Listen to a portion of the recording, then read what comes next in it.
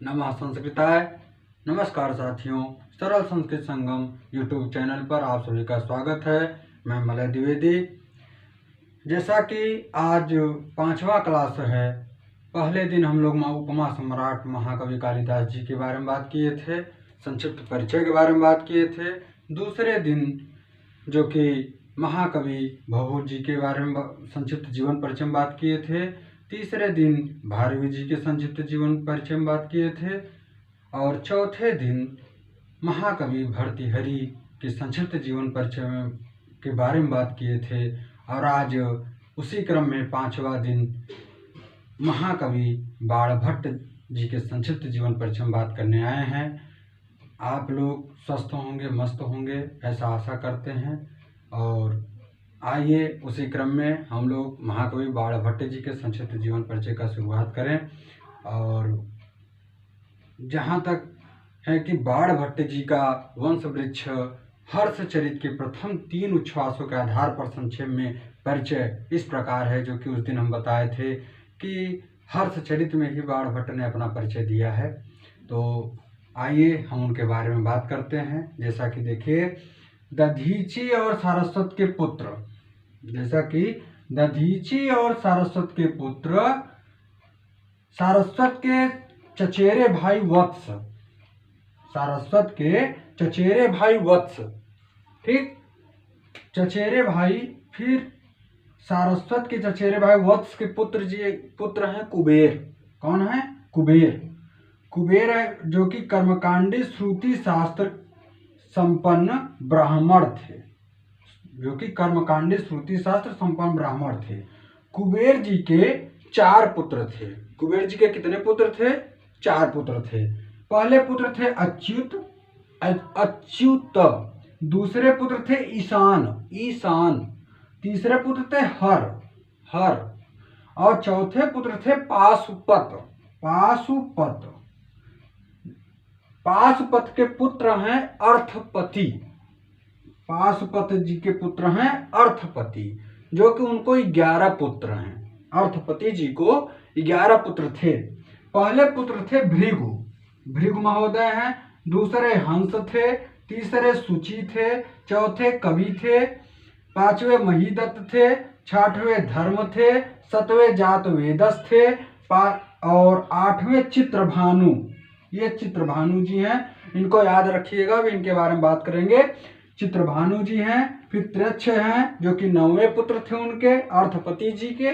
10वें पुत्र थे अहिदत्त, मतलब महीदत्त जो थे वो 5वें पुत्र थे, और जो कि अहिदत्त हैं वो 10वें पुत्र हैं। और विश्वरूप जो कि छोटे पुत्र, सबसे छोटे, मतलब 11वें पुत्र हैं।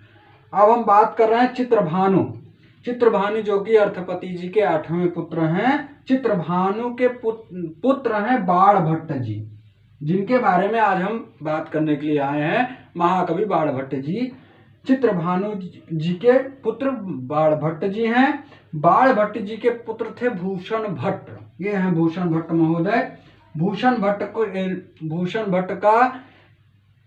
भट्ट को पुलिंद भट्ट या पुलीन भट्ट के नाम से भी जाना जाता है। यदि आप लोगों के परीक्षा में पुलिंद भट्ट दिया है तब पर भी सही माना जाएगा, और यदि पुलीन भट्ट दिया है तब पर भी सही माना जाएगा।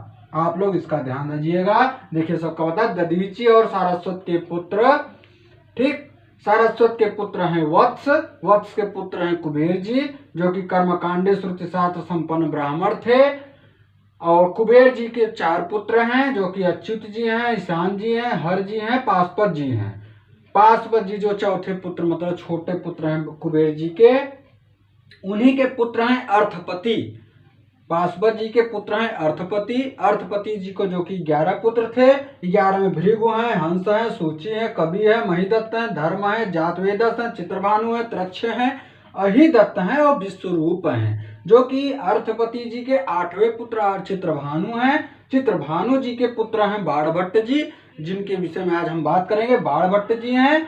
बाणभट्ट जी के पुत्र थे भूषण भट्ट, जिनको पुलिंद भट्ट या पुलीन भट्ट के नाम से भी जाना जाता है, ठीक है।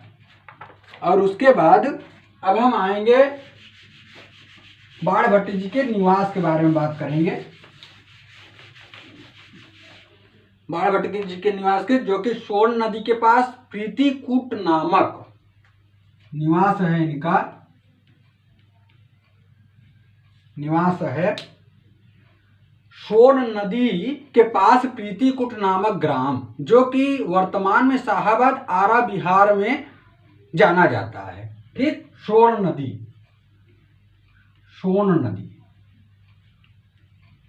सोन नदी, सोन नदी के पास प्रीतिकूट के पास, प्रीतिकूट, प्रीतिकूट, ये है प्रीतिकूट, नोट कर लीजिएगा, प्रीतिकूट नामक ग्राम, जो कि वर्तमान में शाहाबाद आरा बिहार में जाना जाता है। ठीक, बाणभट्ट जी के पितामह थे अर्थपति, जो कि अभी बताए थे, पितामह अर्थपति, अर्थपति। ठीक, और पिता थे इनके चित्रभानु, जो कि 8वें पुत्र थे इनके, अर्थपति जी के 8वें पुत्र थे चित्रभानु, चित्रभानु, चित्रभानु, जो कि माता जी इनकी थी राजदेवी, इनकी माता थी राजदेवी, माता थी राजदेवी, और पत्नी जो कि सूर्य शतक के रचनाकार कवि मयूर भट्ट की बहन थी। इनकी जो बाणभट्ट जी की पत्नी थी, जो कि सूर्य शतक के रचनाकार थे, उन कवि मयूर भट्ट जी उनकी बहन थी, इनकी पत्नी महाकवि बाणभट्ट जी के, और इनके बहन का नाम मालती था, इनके बहन का नाम मालती था, मालती। ठीक, और इनके भाई थे चित्रसेन और मित्रसेन, इनके भाई थे चित्रसेन और मित्रसेन, चित्रसेन व मित्रसेन, चित्रसेन और मित्रसेन। तो आ गया समझ में। जैसे इनका निवास था सोन नदी के पास प्रीतिकूट, जो कि वर्तमान में शाहाबाद आरा बिहार में माना जाता है। इनके पितामह थे अर्थपति, इनके पिता थे चित्रभानु, इनकी माता थी राजदेवी, इनकी पत्नी थी सूर्य शतक के रचनाकार कवि महीम भट्ट की बहन थी, और इनकी बहन मालती थी, और इनके भाई जो कि चित्रसेन व मित्रसेन थे। इनके पुत्र भूषण भट्ट, जो कि पुलिन भट्ट, पुलिंद भट्ट या पुलिन भट्ट के नाम से जाने जाते हैं। इनका वंश गोत्र है वात्स्यायन, वत्स वंश। ठीक,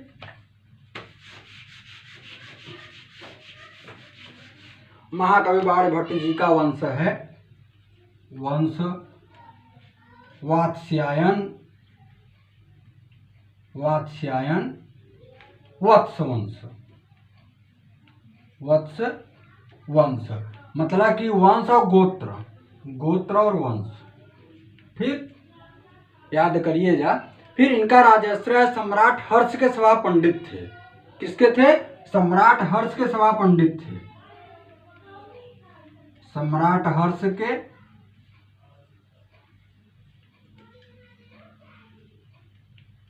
सभा पंडित थे। ये सम्राट हर्ष के सभा पंडित थे। ये उपासक शिव के थे। अभी सुबह हम इंस्टाग्राम पे बताए थे कि उपासक शिव के थे, मतलब शैव, शैव। ठीक, और रीति है इनकी पांचाली। रीति की बात करें तो बाणभट्ट जी की रीति है पांचाली, पांचाली रीति। ठीक, और बाल्यावस्था में ही बाण जी के माता जी का स्वर्गवास हो गया था। बाल्यावस्था में ही महाकवि बाणभट्ट जी के माता जी का स्वर्गवास हो गया था, और उसी क्रम में 14 वर्ष की अवस्था में बाणभट्ट जी 14 वर्ष के थे, इनके पिताजी का स्वर्गवास हो गया था। जब बाणभट्ट जी 14 वर्ष के थे तो इनके पिताजी का स्वर्गवास हो गया था। ठीक, बाल्यावस्था में इनके माता जी का स्वर्गवास हुआ था, बाल्यावस्था में। बाल्यावस्था में माता जी का स्वर्गवास हुआ था, माता जी का। और 14 वर्ष की अवस्था में, 14 वर्ष की उम्र में इनके पिताजी का स्वर्गवास हुआ था, पिताजी का स्वर्गवास हुआ था। ठीक है। बाणभट्ट का समय 7वीं शताब्दी का पूर्वार्ध माना जाता है, 7वीं शताब्दी के पूर्वार्ध।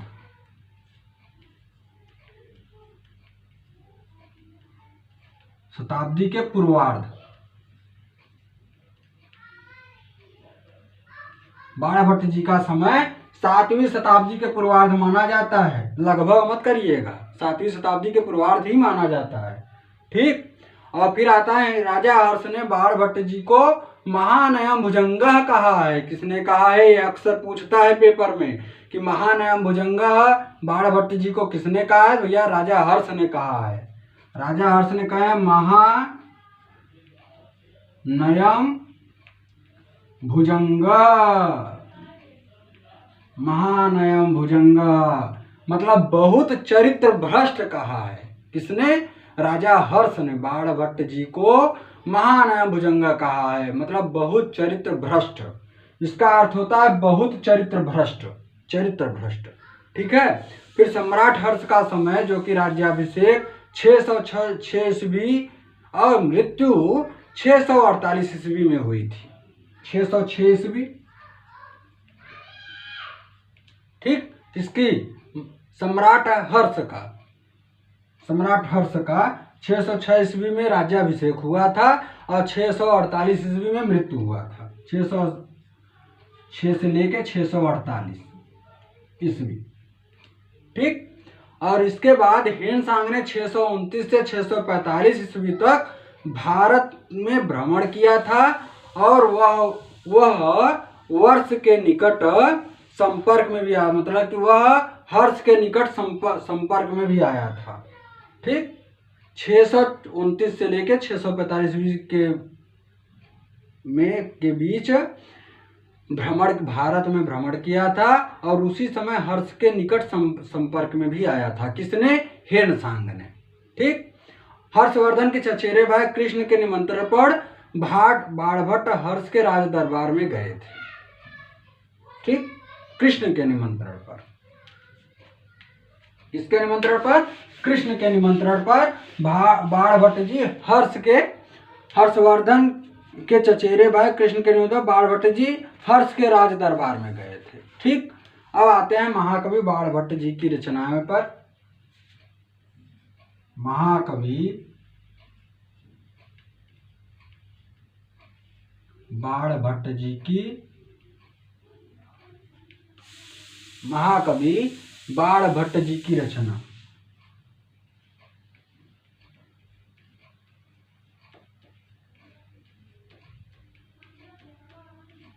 जो कि इनकी मुख्य 5 रचना मानी जाती है, 5 कृतियां इनकी प्रसिद्ध हैं, 5। जो कि पहले पर आता है हर्षचरितम, जो मतलब कि जिसमें बाणभट्ट जी अपना पूरा परिचय दिए हैं। हर्षचरितम पहले पर आता है, हर्षचरितम।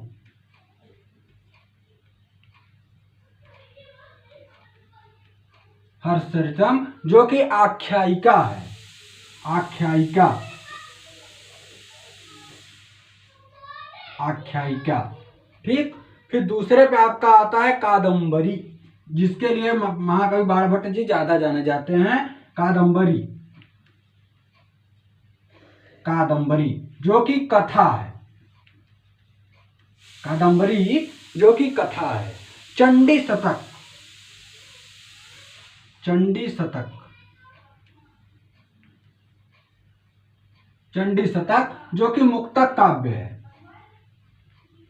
जो कि मुक्तक काव्य है। फिर आते हैं पार्वती परिणय,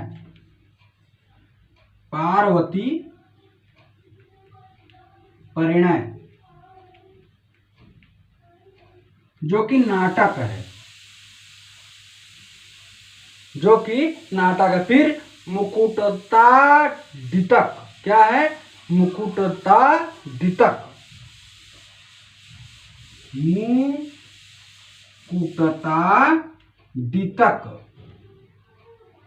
मुकुटताडितक, जो कि ये भी नाटक है। ठीक।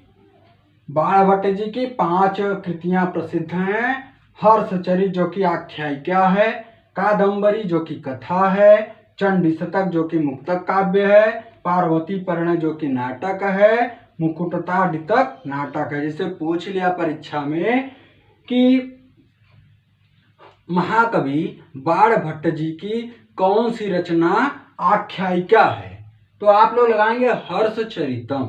ठीक। और फिर कह दिया कि महाकवि बाण भट्ट जी की कौन सी रचना, कौन सी कृतियां कथा है। ठीक, कथा काव्य है, तो आपकी कादंबरी है।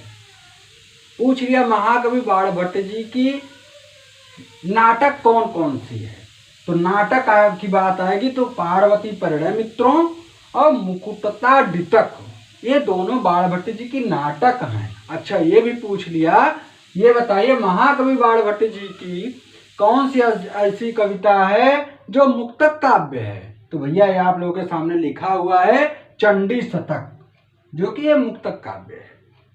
ठीक। अब हम आते हैं महाकवि बाण भट्ट जी के उपाधियां के बारे में बात करेंगे। कुल इनको 15 उपाधियां मिली थी। महाकवि बाण भट्ट जी को कुल 15 उपाधियां मिली थी।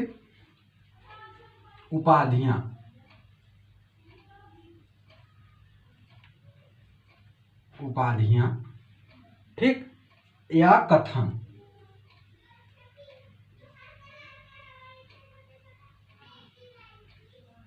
पहले हम विस्तार से बता देते हैं, उसके बाद बात करते हैं। जैसे पहला है बाणस्तु पंचाननः, जो कि चंद्रदेव जी की है। बाणस्तु पंचाननः, बाणस्तु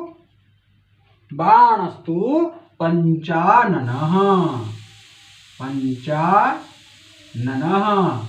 जो कि चंद्रदेव महोदय की है। किसकी है?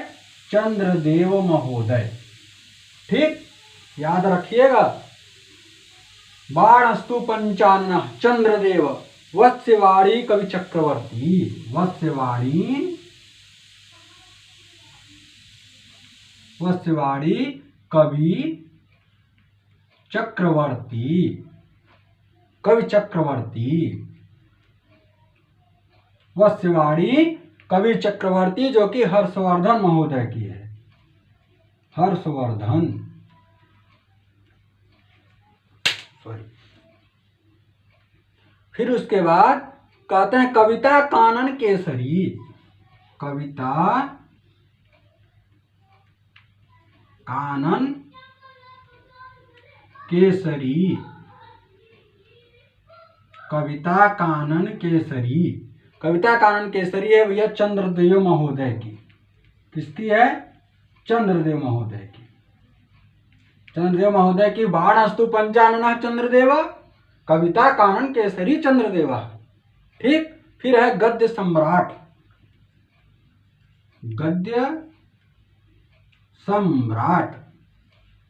गद्य सम्राट, जो कि बलदेव उपाध्याय जी की है।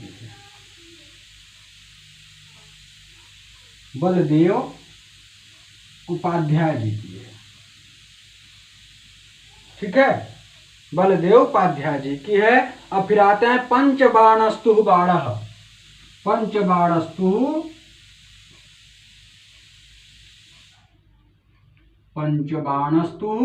बाणः, जो कि जयदेव महोदय की है। जयदेव। पंचबाणस्तु बाणः, पेपर में पूछता है ये वाला। पंचबाणस्तु बाणः किसने उपाधियां दी हैं? तो जयदेव महोदय ने दिया है। उसी क्रम में कहते हैं कविता कामनी कौतुक, कविता कामनी कौतुक। ये किसने कहा है? ये भी जयदेव महोदय ही ने कहे हैं। जयदेव महोदय, सॉरी यार, जयदेव महोदय। उसके बाद हम आते हैं महानयम भुजंग, बहुत चरित्र भ्रष्ट। किसने कहा है? हर्षवर्धन। ये है हर्षवर्धन महोदय। कहे महानयम भुजंग, महानयम भुजंग। महानयम भुजंग का अर्थ होता है बहुत चरित्र भ्रष्ट, जो कि हर्षवर्धन जी कहे हैं। हर्षवर्धन जी बाणभट्ट जी को कहे हैं। ठीक है, फिर कहते हैं अगला, वाणी बाणो बभुआ। वाणी बाणो, वाणी बाणो बभुआ। वाणी बाणो बभुआ, ये परीक्षा में आता है, इसको नोट कर लीजिएगा, जो कि गोवर्धनाचार्य महोदय जी ने कहे हैं। गोवर्धनाचार्य, गोवर्धनाचार्य, वाणी बाणो बभुआ, जो कि गोवर्धनाचार्य महोदय कहे हैं। देखिए, पहला है बाणस्तु पंचाननः, दूसरा है वर्षवाणी चक्र कवि चक्रवर्ती, जो कि हर्षवर्धन जी कहे हैं। फिर कविता कानन केसरी है, जो कि चंद्रदेव महोदय कहे हैं। फिर उसका गद्य सम्राट है, जो कि बलदेव उपाध्याय जी कहे हैं। और उसके बाद फिर कहे हैं पंचबाणस्तु बाणा, जो कि जयदेव जी कहे हैं। फिर कविता कामिनी कौतुक कहे हैं, जयदेव जी कहे हैं। फिर महानयम भुजंगा, जो कि हर्षवर्धन जी कहे हैं, बहुत चरित्र भ्रष्ट इनको बताए हैं। वाणी बाणो बभुआ, जो कि गोवर्धनाचार्य जी कहे हैं। इसी क्रम में हम आगे आते हैं, वाणी बाणो बभुआ गोवर्धनाचार्य जी कहे हैं। और इसके बाद हम आते हैं, इसके बाद कहते हैं तुरंग बाण। तुरंग बाण, तुरंग बाण। ठीक है, तुरंग बाण कहे हैं एक आलोचक ने। तुरंग बाण इनको आलोचक कहे, आलोचक कहे हैं तुरंग बाण। फिर कहते हैं गद्यम कवीनाम निकषं वदन्ति। गद्यम कवीनाम, गद्यम, गद्यम कवीनाम निकषं वदन्ति। गद्यम कवीनाम निकषं वदन्ति, ये भी एक आलोचक कहे, आलोचक। गद्यम कवीनाम निकषं वदन्ति।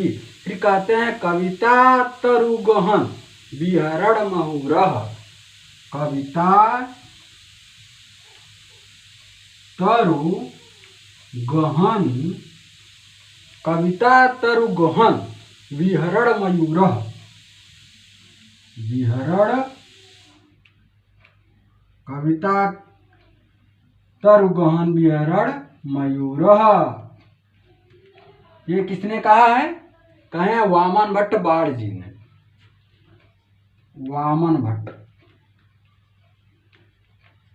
वामन भट्ट बाण जी ने।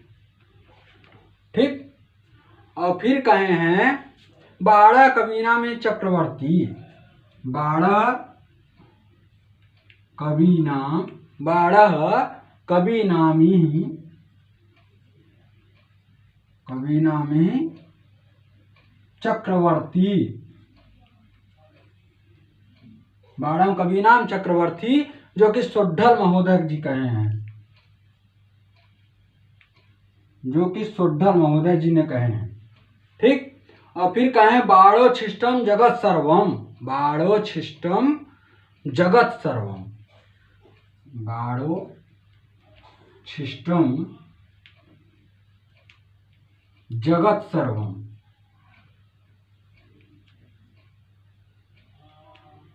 जगत सर्वम, बाणोच्छिष्टम जगत सर्वम कहे हैं एक समालोचक ने। समालोचक, समालोचक।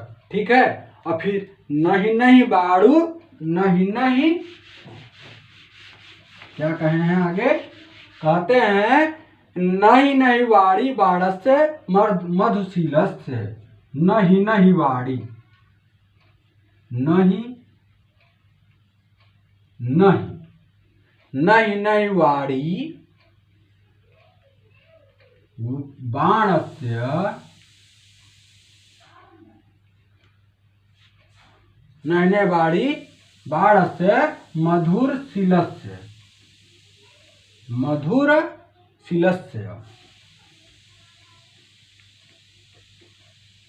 नहीं वाड़ी मधुरशीलस्य, जो कि आपके धर्मदास जी कहे हैं।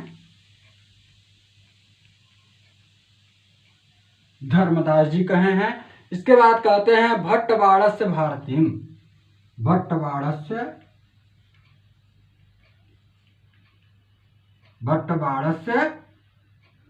भारतीम।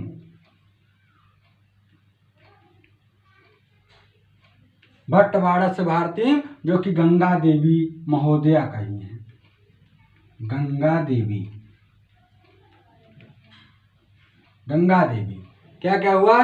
तुरंगबाण, जो कि एक आलोचक कहे हैं। उसका गद्यम कवीनाम निक्सम वदंती, जो कि एक आलोचक कहे हैं। फिर कहते हैं कविता तरु गहन विहरण मयूर, जो कि वामन भट्टबाण कहे हैं। उसका बाड़ा कवीनाम चक्रवर्ती, जो कि सुड्ढल महोदय कहे हैं। उसके बाद कहते हैं बाड़ोच्छिष्टम जगत सर्वम, जो कि समालोचक एक महोदय कहे हैं। उसके बाद कहते हैं नहीं वाड़ी बाणस्य मधुरशीलस्य, धर्मदास जी कहे हैं। उसके बाद भट्टबाणस्य भारतीम, जो कि गंगा देवी महोदया जी कही हैं। फिर इसी क्रम में आते हैं महाकवि जी की, जो कि विषय प्रशस्तियां हैं उनकी है केवलो अपि स्फुरन, बाणः करोति विमधान कवीन, किम पुनः क्लिप्संधानः पुलिंद्र कृत सन्निधि, जो कि धनपाल तिलक मंजरी में कहे हैं। फिर कहते हैं उसी क्रम में दंडिन्युपस्थिते सद्यः कवि नाम कंपितम मतः, और उसके बाद कहते हैं प्रविष्टे तंत्वरे बाणे कंठे तागे रुध्यते, जो कि हरिहर महोदय कहे हैं। फिर उसी क्रम में तीसरा कहते हैं कादम्बरी रस ज्ञाना महारोपिन रोचते, रस ज्ञाना महारोपिन रोचते, जो कि आपके अज्ञात एक महाकवि जी कहे हैं। फिर उसी क्रम में कहते हैं कि यादृग गद्य विधो बाणः पद्य बंधे अपि तादृशः, यादृग गद्य विधो बाणः पद्य बंधे अपि तादृशः, जो कि भोजराज महोदय कहते हैं। यहाँ तक आज हम आप लोगों के बीच महाकवि बाणभट्ट जी के संक्षिप्त परिचय के बारे में बात करने आए थे। जितना हमें महत्वपूर्ण लगा उतना लेकर आप लोगों के सामने आए थे। पुनः कह दे रहे हैं कि जो भी प्रशस्तियां हैं या और जो भी हमसे छूटे हुए हैं, वो जब महामैराथन यूपी टीजीटी परीक्षा नज़दीक आ जाएगी, जब महामैराथन लेकर आएंगे तो उसमें आप लोगों को पूरी क्वेश्चन करवा देंगे। आप लोग निरंतर वीडियो देखते रहें, जो भी नया आप लोगों को मिले उसको नोट करते रहें, बार बार रिवाइज करते रहें, बार बार दोहराते रहें। आप लोगों के ये सब परीक्षा में बहुत काम आने वाले हैं। यही आशा करते हैं कि आप लोगों के लिए ही मेहनत करके आते हैं। आप लोग अच्छे से इसको देखिए, नोट करिए, बार बार दोहराइए, प्रैक्टिस करिए। यही आप लोगों के लिए तैयारी का मूल मंत्र है। आज के लिए इतना ही। नमः संस्कृताय। नमस्कार साथियों।